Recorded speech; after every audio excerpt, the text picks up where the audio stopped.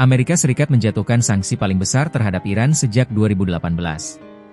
Lebih dari 100 entitas dan individu diblokir. Ini bukan sekadar hukuman ekonomi, ini perang. Iran mengancam akan membalas lebih keras. Apakah dunia sedang menuju babak baru dalam ketegangan global?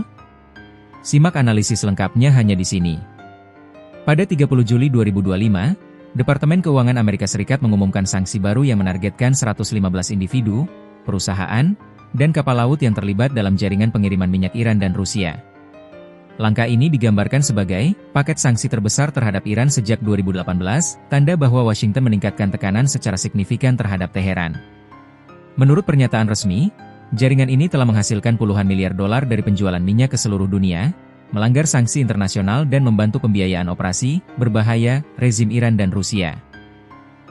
Jaringan ini dikendalikan oleh Mohammad Hossein Shamkhani, putra dari Ali Shamkhani, mantan Menteri Pertahanan dan penasihat senior pemimpin tertinggi Iran, Ayatollah Ali Khamenei. Meski Ali Shamkhani sudah dikenai sanksi sejak 2020, putranya diduga menggunakan lapisan perusahaan fronting, yaitu perusahaan palsu dengan wajah legal untuk menjalankan operasi minyak lintas negara. Bahkan disebut bahwa keluarga Shamkhani mengontrol sebagian besar ekspor minyak mentah Iran. Properti mewah, paspor asing, dan identitas palsu digunakan untuk menghindari pengawasan internasional. Sanksi ini mencakup 15 perusahaan pelayaran, 52 kapal pengangkut minyak, 12 individu kunci dan 53 entitas lain di 17 negara, termasuk Panama, Italia, Uni Emirat Arab, Turki, dan Hong Kong. Menurut pejabat AS, struktur jaringan ini begitu kompleks hingga keuntungan besar tetap bisa mengalir tanpa terdeteksi otoritas internasional. Namun kini, jaringan itu telah diungkap dan dipotong. Menteri Keuangan Askat Besen menyebut bahwa elit Iran memanfaatkan kekuasaan untuk memperkaya diri sendiri dan mendanai program-program berbahaya. Kekaisaran Pelayaran Keluarga Shamkhani menyoroti bagaimana elit rezim Iran mengumpulkan kekayaan besar untuk kepentingan pribadi, tegasnya. Ini bukan hanya soal ekonomi.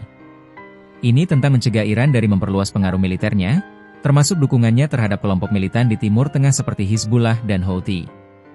Teheran tidak tinggal diam. Juru bicara Kementerian Luar Negeri Iran menyebut sanksi ini sebagai contoh nyata permusuhan Amerika terhadap bangsa Iran. Lebih tegas lagi, Menteri Luar Negeri Iran Abbas Araghchi memperingatkan, jika agresi terulang, kami akan bereaksi dengan cara yang lebih tegas dan tidak mungkin untuk ditutup-tutupi. Iran juga mengingatkan bahwa mereka telah berinvestasi besar dalam teknologi pertahanan dalam negeri, dan siap menghadapi skenario terburuk. Iran adalah negara dengan peradaban 7.000 tahun. Kami tidak akan pernah tunduk pada intimidasi. Meskipun AS tidak menyebut langsung, banyak analis meyakini bahwa Cina adalah pembeli utama minyak Iran dalam jaringan ini. Cina dan Rusia kini semakin dekat secara politik dan ekonomi.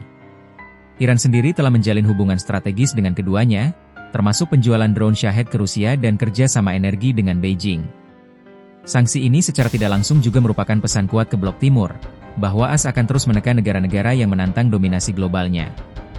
Meski sanksi ini sangat luas, seorang pejabat AS mengatakan bahwa tidak akan berdampak signifikan terhadap pasar minyak global. Namun, bagi Iran, langkah ini tetap menjadi pukulan telak secara finansial. Pertanyaannya adalah, apakah Iran akan semakin mengandalkan mata uang non-dolar? Apakah mereka akan mencari rute baru untuk menjual minyak, seperti lewat perairan Afrika atau transaksi lewat kripto? Dengan situasi yang makin panas terutama setelah konflik dengan Israel dan Amerika beberapa bulan terakhir, sanksi ini bisa menjadi pemicu eskalasi baru. Iran sudah beberapa kali menargetkan pangkalan AS di Irak dan Suriah sebagai bentuk perlawanan. Jika ketegangan meningkat, bisa saja terjadi bentrokan terbuka di Teluk Persia atau Laut Arab. Satu kesalahan kalkulasi bisa membuat kawasan Timur Tengah kembali terbakar. Sanksi terbesar sejak 2018 telah dijatuhkan, dan Iran berjanji akan melawan. Dunia kini menyaksikan pertarungan antara kekuatan ekonomi global dan kekuatan politik regional yang keras kepala. Siapa yang akan menang? Dan seberapa jauh ketegangan ini akan meningkat?